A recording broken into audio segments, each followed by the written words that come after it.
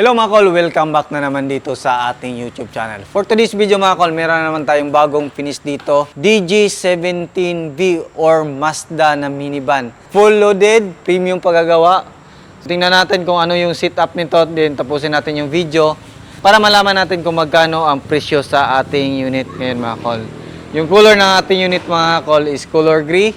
Fully tinted yung unit natin. Makita natin dito naka Mazda emblem. Meron din tayong amber light dito. Pakita natin yung amber light.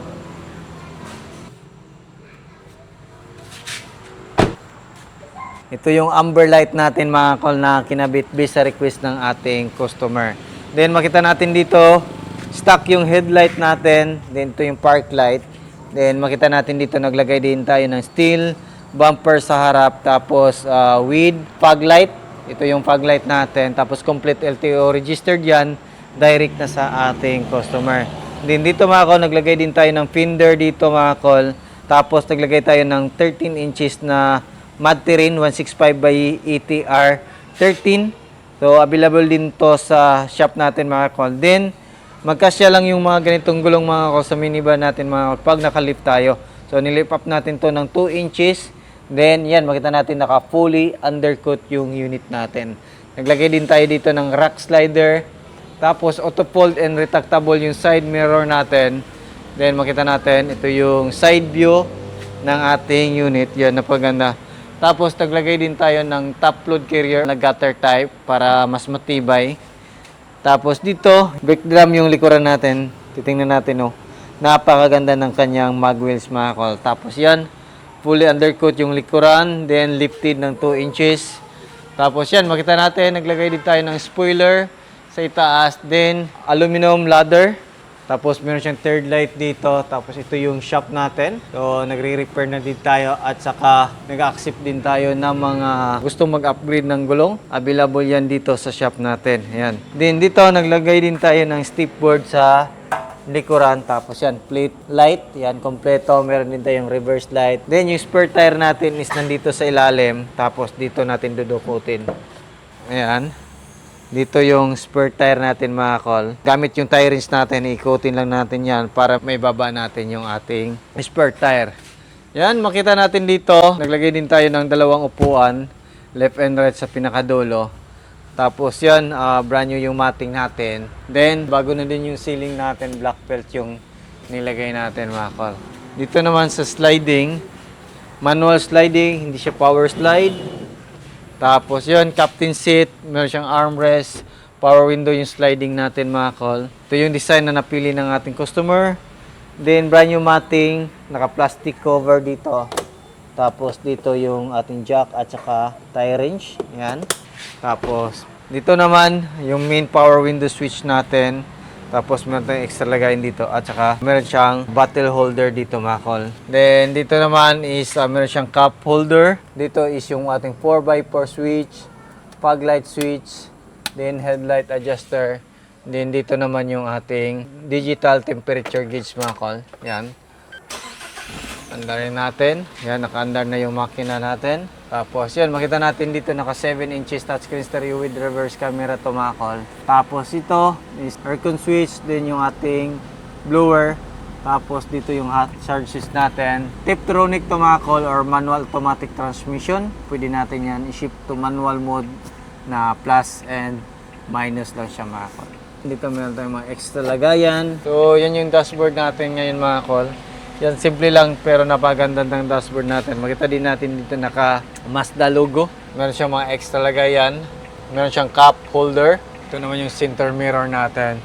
Tapos dito meron tayong extra lagay sa taas. Then yung mga sun visor natin mga kol.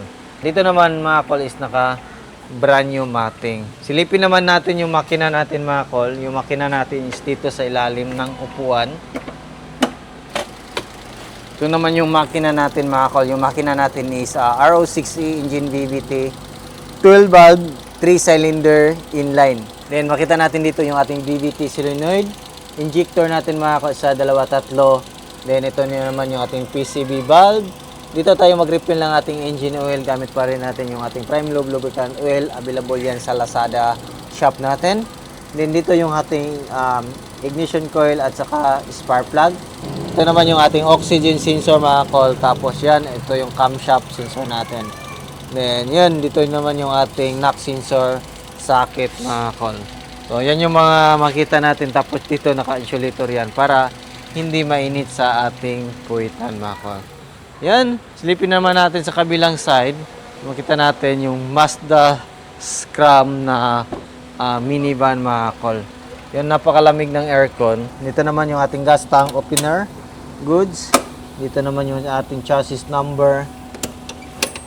Yan, silipin natin dito. Ito naman yung ating alternator, aircon compressor. Dito tayo mag-check ng ating engine oil. Yan. So, dipstick niya. Then yung ating AGS oil, throttle body.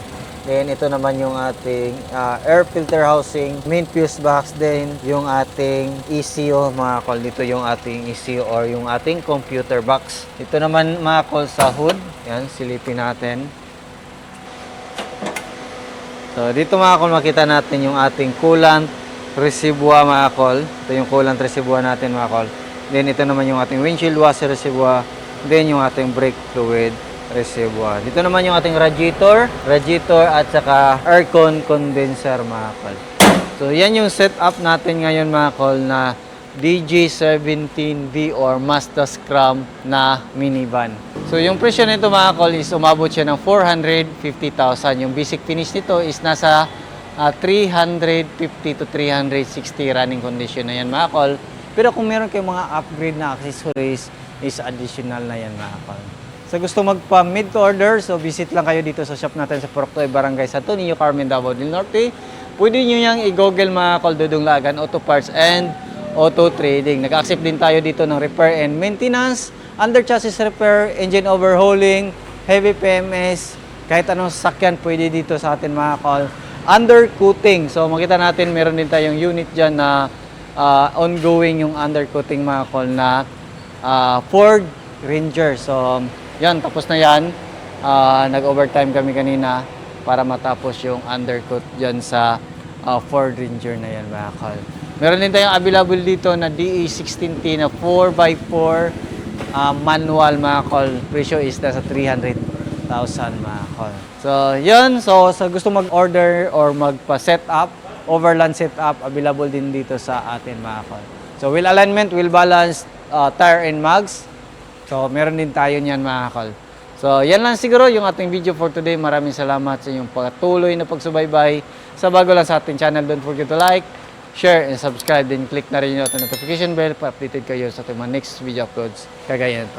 Ingat po mga call and bye-bye. God bless po sa inyo.